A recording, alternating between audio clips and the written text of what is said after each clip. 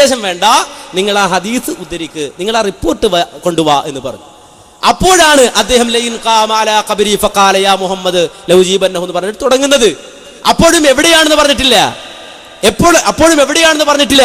നേരെ മറിച്ച് നേരത്തെ തന്നെ ആസൂത്രിതമായി വന്നത് മാത്രമേ പറയൂ, വേറൊന്നും പറയൂല എന്ന നിബന്ധന, ആ നിബന്ധന അവിടെ ശക്തമായി പാലിച്ചു. എന്നാൽ ഈ കിതാബുകളൊക്കെ ഇതെവിടെയാണ് വന്നത്, ഏത് റിപ്പോർട്ടാണ് വായിക്കുന്നത് എന്ന് പറയുന്നതിന് മുമ്പാണ് ഞങ്ങൾ പറഞ്ഞത് രണ്ട് ഇല്ലത്തുണ്ട്. അപ്പോഴാ പറഞ്ഞത്. ഏത് തരീഖാണ് ഉദ്ധരിച്ചിട്ടല്ലേ ആ തരീഖാണോ ഈ തരീഖാണോ എന്ന് പറയാ. അപ്പൊ വ്യത്യസ്തമായ റിപ്പോർട്ടുണ്ട്, വ്യത്യസ്തമായ മത്തിനുണ്ട്, വ്യത്യസ്തമായ സനദുണ്ട്. ഈ വ്യത്യസ്തമായ സനദും വ്യത്യസ്തമായ മത്തിനുമുള്ളപ്പോൾ നിങ്ങൾ ഉദ്ധരിക്കുന്നത് ഏതാണ് അത് ആ സമയത്ത് ചോദിച്ചു. അപ്പോൾ വളരെ വ്യക്തമാണ്, രണ്ട് സനദും രണ്ട് തുറുക്കും രണ്ട് വഴിയും രണ്ട് പരമ്പരയും കണ്ടിട്ടാണ് ഇല്ലത്താനി എന്ന് പറഞ്ഞത്. അതിൽ ഒരു തുർക്കിൽ വന്നത് ഇല്ലത്താനി, അൽബാനി തന്നെ ഇല്ലത്താനി തന്നെ എഴുതി വെച്ചതുണ്ട്, ഫീഹി ഇല്ലത്താനി എഴുതി വെച്ചിട്ടുണ്ട്. അതാണ് ഇപ്പോൾ കൈ തന്ന് വായിപ്പിച്ചത്. അത് കൂടാതെ ഞങ്ങളെ സംബന്ധിച്ചിടത്തോളം നിങ്ങൾ ഉദ്ധരിച്ച ആദ്യം പറഞ്ഞ ഹദീസിലെ രണ്ട് ഇല്ലത്ത്, ആ രണ്ട് ഇല്ലത്ത് ഞങ്ങൾ കാണിച്ചു തരാം. അബൂ സഹറാണ്, അഹ്മദ് ബിൻ ഐസയാണ്. അപ്പൊ ഇത്രയും ലളിതമായി നമ്മൾ പറഞ്ഞിട്ടും എൻ്റെ മാന്യ സുഹൃത്തിന് മനസ്സിലാകുന്നില്ല എന്ന് നടിക്കുകയാണെങ്കിൽ നമ്മെ സംബന്ധിച്ചിടത്തോളം ഒരു പരിഹാരവും ഇല്ല. കാരണം അള്ളാന്റെ ഖുർആൻ മുഹമ്മദ് നബി സല്ലല്ലാഹു അലൈഹി വസല്ലം ഇങ്ങനെ ഓതിക്കൊടുത്തു, ചിലരിങ്ങനെ കേട്ടു വിശ്വസിച്ചു. വേറെ ചിലരെ സംബന്ധിച്ചിടത്തോളം ഹത്തമല്ലാഹു അലാ ഖുലൂബിഹിം വഅലാ സമീഹിം വഅലാ അബ്സാരിഹിം ഗിശാവ എന്ന് അള്ളാഹ്ക്ക് പറയേണ്ടി വന്നു. കാരണം എന്താ, അവരുടെ സീല് മൂടിപ്പോയി. ലളിതമായ ഒരു കാര്യം ഇന്നതാണ് എന്ന് പറഞ്ഞു, അത് മനസ്സിലാക്കി ഉൾക്കൊണ്ട് അള്ളാഹിനോട് മാത്രം പ്രാർത്ഥിക്കണമെന്ന് പറയേണ്ട ഒരു മാന്യ സഹോദരൻ അള്ളയല്ലാത്തവരോട് പ്രാർത്ഥിക്കാം എന്നതിന് തെളിവുദ്ധരിച്ച്, അതും റസൂലുള്ളയുടെ തെളിവുദ്ധരിച്ച് വന്നാൽ എൻ്റെ മാന്യനായ സഹോദര, അള്ളാഹുവിൻ്റെ റസൂലെ നിങ്ങൾ കാണണ്ടേ? നാളെ പരലോകത്ത് അള്ളാഹുവിൻ്റെ റസൂലിൻ്റെ മുന്നിൽ നിങ്ങൾ പോയി നിൽക്കണ്ടേ?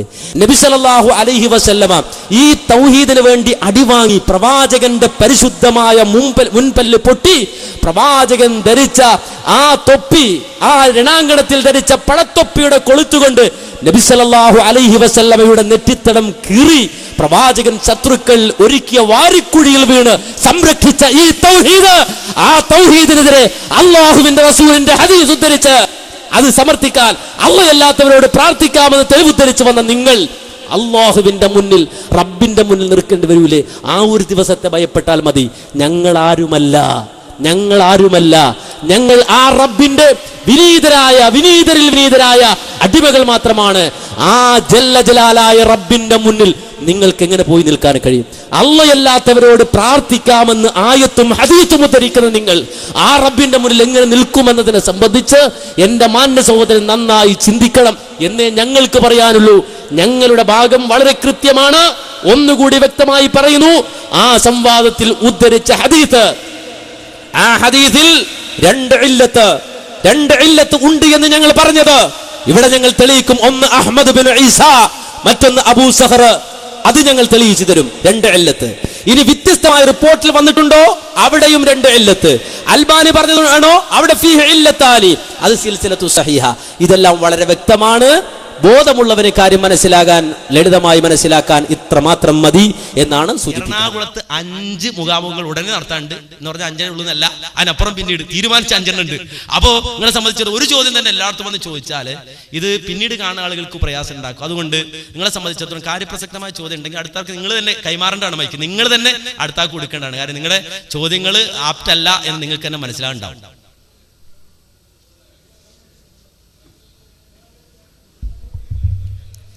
ആ വിഷയമാണെങ്കിൽ അടുത്ത ആൾക്ക് കൊടുക്കുക.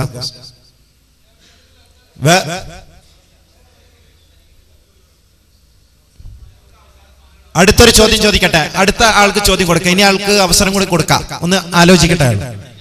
ഇരുന്നോട്ടെ, അടുത്ത ആൾ ചോദിച്ചു. ഈ വിഷയത്തിൽ അൽ ഇസ്ലാഹ് മാസികയിൽ എഴുതിയിരിക്കുന്ന ഒരു കാര്യത്തെ കുറിച്ച് അറിയാൻ വേണ്ടിയിട്ടാണ്. ഈ പറയുന്ന കാര്യവുമായി ബന്ധപ്പെട്ടുകൊണ്ട് അൽ ഇസ്ലാഹ് മാസികയിൽ എഴുതിയിരിക്കുന്നത്, അൽബാനി സ്വഹീഹായി പരിഗണിച്ചിട്ടുള്ള ഹദീസുകൾ മാത്രമാണ് സിൽസിലത്തു സ്വഹീഹ എന്ന ഖുറാഫികൾ അവസാന അവസരത്തിൽ വായിച്ച ഗ്രന്ഥത്തിൽ ഉൾപ്പെടുത്തിയിട്ടുള്ളത്. പ്രബലമായ ഹദീസ് പരമ്പരയുണ്ടെന്ന് സ്വയം ബോധ്യപ്പെട്ട ശേഷം അൽബാനി സിൽസിലത്തു സ്വഹീഹയിൽ ഉൾപ്പെടുത്തിയിട്ടുള്ള ഈ ഹദീസിനെ കുറിച്ച് 2 ന്യൂനതയുണ്ടെന്ന് അൽബാനി തന്നെ എഴുതുമോ? അഥവാ ന്യൂനതയുണ്ടെന്ന് അദ്ദേഹത്തിന് അഭിപ്രായമുണ്ടെങ്കിൽ പ്രസ്തുത ഹദീസിനെ അദ്ദേഹം സിൽസിലത്തു സ്വഹീഹയിൽ ഉൾപ്പെടുത്തുമോ? ഈ ഹദീസ് സംവാദത്തിൽ ഉദ്ധരിച്ചപ്പോൾ ഹനീഫ കായക്കുടി അൽബാനി ഈ ഹദീസിൽ 2 ന്യൂനതകൾ ഉണ്ട് എന്ന് പറഞ്ഞിട്ടുണ്ടെന്ന് പറഞ്ഞു എന്ന് പറഞ്ഞത് വിഡ്ഢിത്തമാണ്. മാത്രമല്ല 6ാമത്തെ ചോദ്യ സമയത്ത് അൽബാനിയിലെ ഹദീസിന്റെ അവസാന ഭാഗം ഉദ്ധരിച്ച ശേഷം പ്രസ്തുത ഹദീസ് സ്വഹീഹാണെന്ന് അൽബാനി എഴുതിയിട്ടുണ്ടെന്ന് വളരെ വിശദമായി തന്നെ അഹ്സൻ വിശദീകരിക്കുന്നുണ്ട്. അതിനുശേഷം സാമാന്യ ബോധമുള്ള ആരെങ്കിലും ഈ ഹദീസിന് ന്യൂനതയുണ്ടെന്ന് അൽബാനി എഴുതിയിട്ടുണ്ടെന്ന് ആരോപിക്കുമോ? ഇതറിയാൻ വേണ്ടിയിട്ടാണ് ചോദിച്ചത്. അസ്സലാമു അലൈക്കും. എന്റെ സുഹൃത്തിനോട് ചോദിക്കട്ടെ, നിങ്ങൾ ആ കുന്നത്തേരി സംവാദത്തിന്റെ സീഡ് കണ്ടിട്ടുണ്ട്? എന്തിനാണ് പുരോഹിതന്മാർ ആ ഹദീസ് ഉദ്ധരിച്ചത്? ഒന്ന് മൈക്കോളി. ആ ഹദീസ് ഉദ്ധരിച്ചിട്ട് എന്താണ് സുന്നി പുരോഹിതന്മാർ അവിടെ തെളിയിക്കാൻ ശ്രമിച്ചത്? ഹദീസ് ഉദ്ധരിച്ചുകൊണ്ട് അവിടെ ഇസ്തിഗാസ ചെയ്യുന്നതിന് തെളിവായിട്ടാണ് ഉദ്ധരിച്ചത്. അല്ല, നിങ്ങൾ ആ സീഡ് കേട്ടിട്ടില്ല. ഇസ്തിഗാസക്ക് തെളിവായിട്ടല്ല അത് ഉദ്ധരിച്ചത്. ഇനി ഞാൻ പറയാം.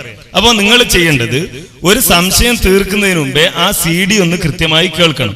ആ CD നിങ്ങൾ കേട്ടിട്ടില്ല. അവര് തെളിവ് ഉദ്ധരിച്ചത്, ആ ഹദീസ് ഉദ്ധരിച്ച ഉടനെ തന്നെ ഈ സുന്നി പണ്ഡിതന്മാർ പറഞ്ഞത് നിങ്ങൾ പ്രാർത്ഥനയ്ക്ക് കൊടുത്ത നിർവചനം പൊളിഞ്ഞു എന്നാണ്. മുജാഹിദുകൾ പ്രാർത്ഥനയ്ക്ക് നൽകിയ നിർവചനം പൊളിഞ്ഞു എന്ന് തെളിയിക്കാൻ വേണ്ടിയാണ് സുന്നി പണ്ഡിതന്മാരെ ഹദീസ് ഉദ്ധരിച്ചത്. എന്താണ് പ്രാർത്ഥനയ്ക്ക് തെളിവായി മുജാഹിദുകളുടെ പ്രാർത്ഥന എന്നതിന് മുജാഹിദ് കൊടുത്ത നിർവചനമായി അവരുദ്ധരിച്ച മുജാഹിദുകളുടെ പാഠപുസ്തകമാണ്. ഈ പാഠപുസ്തകത്തിൽ എന്താ വായിച്ചത്? മനുഷ്യൻ സർവശക്തനല്ല, സർവ്വകാര്യങ്ങൾക്കും കഴിവുള്ളവൻ അല്ലാഹു മാത്രമാണ്. ഒരു കർഷകന് നിലമുഴുവാനും വിത്ത് വിതയ്ക്കുവാനും വളവും വെള്ളവും നൽകുവാനും സാധിക്കുന്നു. എന്നാൽ ആ വിത്ത് മുളപ്പിച്ച് നല്ല വിളവുണ്ടാക്കുന്നത് അവന്റെ കഴിവിൽപ്പെട്ടതല്ല. ഇതിനു വേണ്ടി പടച്ചവനോട് പ്രാർത്ഥിക്കുകയാണ് വേണ്ടത്. അപ്രകാരം ആ കൃഷിക്ക് യാതൊരു നാശവും ഉണ്ടാകാതിരിക്കുവാൻ വേണ്ടി രക്ഷ തേടുന്നതും അള്ളാഹുവിനോട് മാത്രമായിരിക്കണം. ഇങ്ങനെ മനുഷ്യ കഴിവിനപ്പുറമുള്ള മാർഗങ്ങളിൽ കൂടി രക്ഷയും ശിക്ഷയും ഗുണവും ദോഷവും ചെയ്യാൻ കഴിയുമെന്ന വിശ്വാസത്തോടുകൂടിയുള്ള അപേക്ഷക്കാണ് പ്രാർത്ഥന എന്ന് പറയുന്നത്.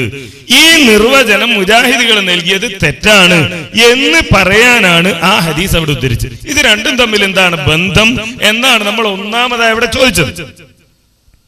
ഒന്നാമതായി ഈ ഹദീസ് ഇസ്തിഗാസയുമായി ബന്ധപ്പെട്ടതല്ല, മുജാഹിദുകളുടെ നിർവചനം പൊളിക്കാൻ അത് പര്യാപ്തമല്ല എന്ന് നമ്മൾ പറയാനുള്ള കാരണം ഇതാണ്. ഇതിലെന്താ ഉള്ളത്? രക്ഷയും ശിക്ഷയും ഗുണവും ദോഷവും ചെയ്യാൻ കഴിയുമെന്ന വിശ്വാസത്തോടു കൂടിയുള്ള അപേക്ഷ എന്നാണ്. ആ അപേക്ഷ ഉണ്ടോ ഈ ഹദീസ് ഇവിടെ വായിച്ചതിൽ? ഇല്ലല്ലോ. അതുകൊണ്ട് തന്നെ ഒന്നാമതായി നമ്മൾ പറഞ്ഞു അത് തെളിവല്ല. രണ്ടാമതായി നമ്മളവിടെ വിശദീകരിച്ചു, നിങ്ങൾ അതിന്റെ സനദ് വായിക്കണം, നിങ്ങൾ അതിന്റെ സനദുകൾ വായിക്കണം, ആരൊക്കെ ഉദ്ധരിച്ചു എന്ന് വായിക്കണം. അങ്ങനെ വ്യത്യസ്തമായ സനദുകളും മത്തിനുകളും ഉണ്ട് എന്ന് ബോധ്യപ്പെട്ടത് കൊണ്ട് തന്നെയാണ് നിങ്ങൾ ഏതുവരെ പറഞ്ഞു എന്ന് ചോദിച്ചാൽ, ഇവിടെ ഇപ്പോ സലാം സുല്ലമി വലിയ പണ്ഡിതനായതുകൊണ്ട് അദ്ദേഹം പറയുന്നുണ്ട് സഹിയായ ഹദീസിൽ സഹി അല്ലാതെ ഉദ്ധരിക്കും. അദ്ദേഹത്തിന്റെ അത്രയൊന്നും വിവരമില്ലെങ്കിലും കുറച്ചൊക്കെ വിവരം ഞങ്ങൾക്കുണ്ടല്ലോ. അതുള്ളത് കൊണ്ടാണല്ലോ ഞങ്ങൾ പോയത്. അതുള്ളത് കൊണ്ടാണല്ലോ ഇവരെ ഈ വിഷയത്തിൽ ഏതുവരെ ഈ കുന്നത്തേരി സംവാദം കഴിഞ്ഞ് നൗഷാദ് ഹസനി നാട് മുഴുവൻ നടന്ന് പ്രസംഗിച്ചത് എന്താ? അന്ന് ഞാൻ അവിടെ പറഞ്ഞ അർത്ഥത്തിൽ ഒരു ചെറിയ തെറ്റുണ്ടായിരുന്നു, അത് വെച്ചിട്ടാ ഇപ്പൊ മുജാഹിദികൾ ഞങ്ങളെ കുറ്റം പറയണത്. അതെന്ത് കുറ്റം പറയാനാ? കുറെ അർത്ഥം പറഞ്ഞപ്പോ തെറ്റിപ്പോകൂലേന്നാ. എന്തൊക്കെയാ അർത്ഥം പറഞ്ഞത്? കുന്നത്തേരി CD കേട്ടാൽ നിങ്ങൾക്കറിയാം. 3 അർത്ഥം അവിടെ വെച്ച് പറഞ്ഞു. ഒന്ന്, ലൗജീബന്നഹു എന്നതിന് എന്നെ വിളിച്ചാൽ ഞാൻ ഉത്തരം ചെയ്യും, എന്നെ വിളിച്ചാൽ അവന് ഞാൻ ഉത്തരം ചെയ്യും, എന്നെ വിളിച്ചാൽ